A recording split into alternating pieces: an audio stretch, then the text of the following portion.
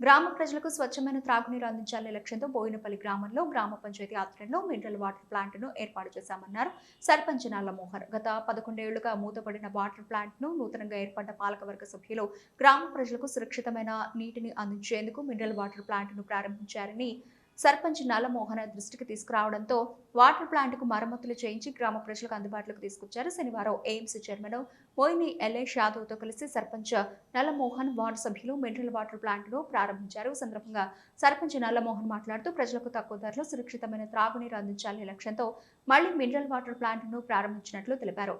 గత 11 ఏళ్లుగా మూతపడ్డ వాటర్ ప్లాంట్ను మరమ్మతులు చేయించి అందుబాటులోకి తీసుకొచ్చినట్లు తెలిపారు. దీనిని గ్రామ ప్రజలు సద్వినియోగం చేసుకోవాలని కోరారు.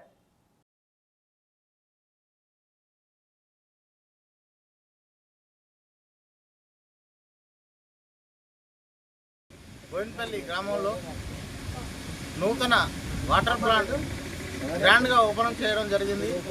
అదేవిధంగా బోయినపల్లి గ్రామంలో దాదాపు 13 సంవత్సరాల నుంచి గత పాలకులు చేయలేని పనులు మన కొత్త పాలకవర్గం మా సభ్యులందరి సహకారంతో బోయినపల్లిని హర్ ఘర్ జల్గా మార్చి తీర్చిదిద్దుదామని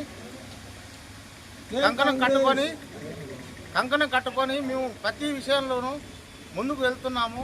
అదేవిధంగా ప్రజలు కూడా మాకు సహకరించి అందరూ మంచిగా సహకారం ఇవ్వాలని కోరుకుంటూ, అదేవిధంగా బోయినపల్లి గ్రామానికి గత వారం రోజుల క్రితం ఎమ్మెల్యే గారికి కలవడం జరిగింది.